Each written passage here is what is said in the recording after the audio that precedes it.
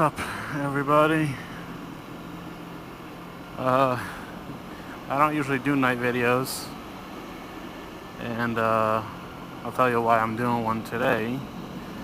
But first off, welcome to another season of FstLaneUkraine motovlogs.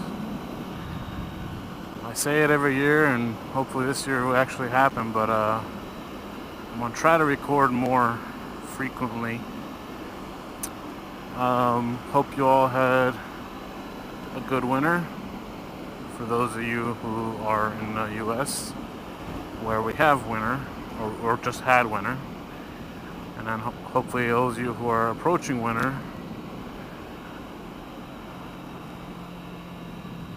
have a good one. But anyway, so what have you guys done all winter, or all break? I did a lot of stuff. I didn't ride, but I had enough stuff having to do with two wheels to keep me busy.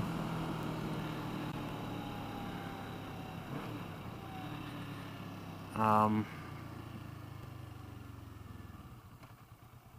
gotta think, because it's nighttime, it's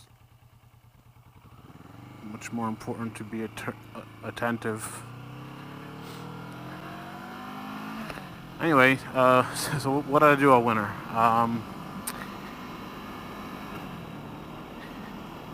Back in, as you guys know, if you've been watching my vlogs, you know that I have a 1989 KLR 650 that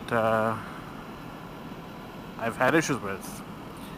I initially bought it to go to Mexico on, and as I started updating it and taking it apart, things for whatever reason happened, and the bike stopped working.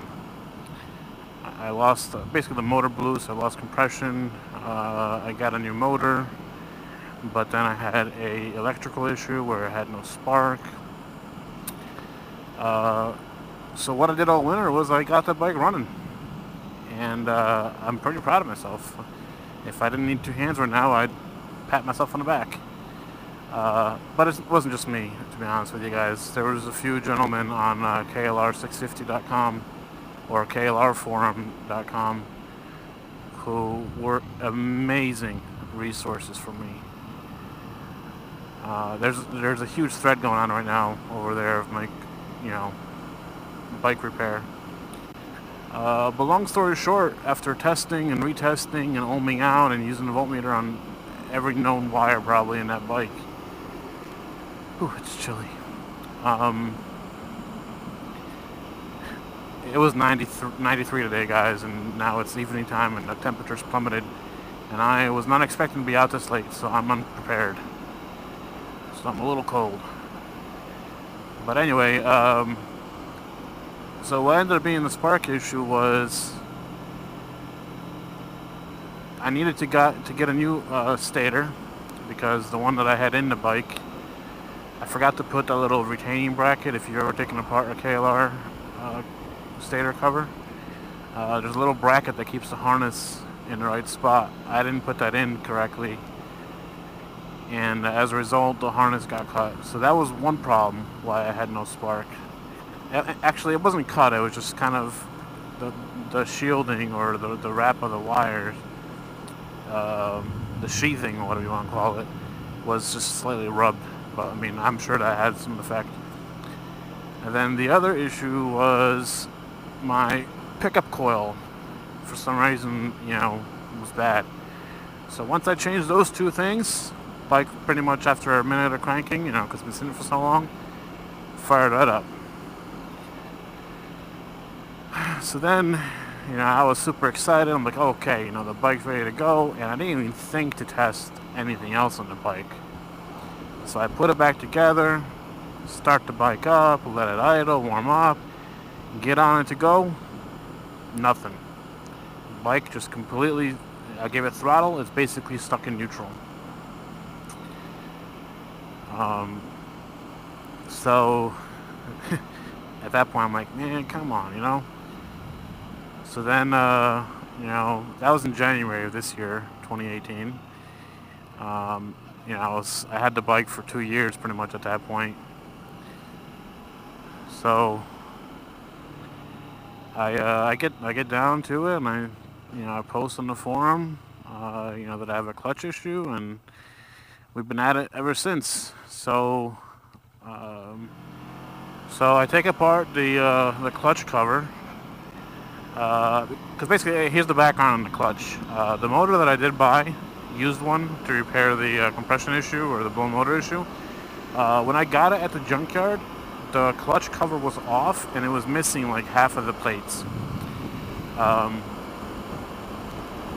So the guy that swapped my motor, I just had him move all the plates from my old motor to the new one. So after weeks and weeks of troubleshooting, and it's about a 40-minute ride almost to my father's where the bike is. So I can't go there every day. It just wouldn't be economical.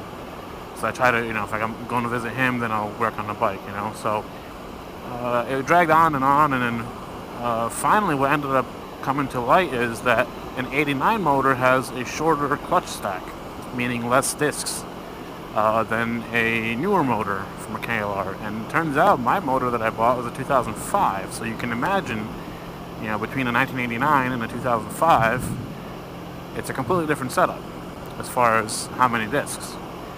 So that was issue number one. So, the awesome guys online helped me out. We figured that part out. And, I bought the new discs, I put it all together. Went to put it back together, and the last bolt on the water pump housing, I ended up putting the wrong one in the wrong spot. I put the wrong one in the short hole, and I broke the bolt. So I had to wait for a new clutch cover to arrive from eBay. Not new, but used.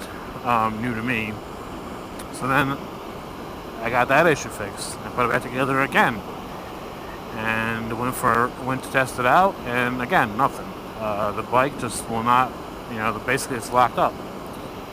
Before it was basically in neutral because it didn't have enough discs. And now this time it was locked up, like it's always in gear.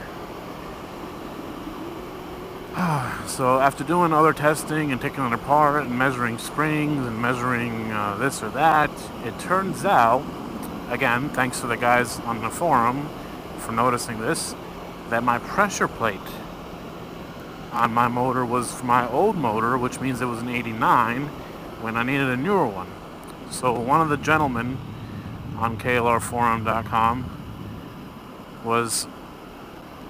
he's basically a hero, but he was nice enough to send me a one that I needed that he had laying around.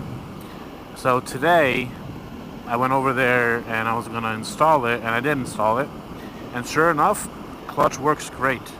Guys, I was so ecstatic that I could barely contain myself. So the clutch is now working. When I put it into gear, it doesn't move. When I use the clutch lever to pull it out of gear, that works. Before, the clutch lever didn't matter. I could release, pull, didn't matter. It would stay. The box wouldn't change. The gear wouldn't change. So I was very happy, and I started putting it together, and I don't know if I was just super excited and kind of rushed it, but I put everything back together. I didn't have an oil leak, so that gasket's holding. But as soon as I started pouring coolant in, it started dripping, and not from where the gasket, where the faces meet, so to speak, but from a little tiny hole in the clutch cover, which I've determined just by looking at it that it's probably something in the water pump, the hole where the water pump, I don't know, bolt or whatever comes through. So I think, and actually the O-ring in there was kind of torn up, so it's either that or there's a little spring in there, like a rubberized spring, that is the problem. So I put that together and I got that leak. So I mean, this is really small stuff. That shouldn't be hard to fix. I think once I fix that, I can put the coolant in and I'll be good to go. So that's basically the update on the KLR, guys. I'm very excited, even though a little bit frustrated still, because another small issue. It's you know, 2 steps forward, 1 step back kind of deal. But I'm very excited because I'm this close to having that thing riding. You know, it finally starts pretty much normally. Um, Dude, you have a turn lane. You know, it runs for the most part while it's idling. Occasionally, every 10 seconds or so, it'll skip a beat. So I gotta, you know, still look at that issue, but that's probably, you know, some kind of adjustment somewhere on the carb or something. Um, you know, but revving it when you're giving it gas, it's fine. So that's where the bike's at. What else? That's pretty much the first update. I haven't done anything to this bike. Um, you know, I put it away for the winter, changed the oil, so it was ready to go in the spring. And we had one day in February where it was like 75, and then the next day we got 2 feet of snow. Like, I'm not even kidding you guys. Literally, that's what happened. It was 75 one day, and the next day it was like 35, and we got like 13 inches of snow. Yesterday was 75, and today was 90. So, you know, that was great. Actually, now that I'm out of the country, where my dad lives, it's warmer.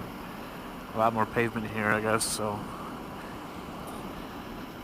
yeah, that's my update. I'm hoping the next vlog I do will be on my KLR, and I'm super excited because I took it off road when I first had it. You know, I had a few vlogs that you guys know on it, and I really enjoyed it. I loved the suspension on that thing. I loved that I could stand going over bumps and stuff. You know, here you can't because you're forward. Your foot controls are forward. So I'm pretty pumped. What else? I think that's it, guys. So I actually have my wife on the back of the bike. She's sitting there bored probably. Because I can't. I mean, I think there's a way to give her access to the mic or whatever, so the GoPro can record. But I don't think she wants to be heard. So I will cut the video and turn some music on for us because I have these Sena headsets, Sena 20S. Great things. Best investment I have made for the bike in a while. And I will see you guys later. If you're out there riding, guys, be safe, be smart, don't take any unnecessary risks, and God bless.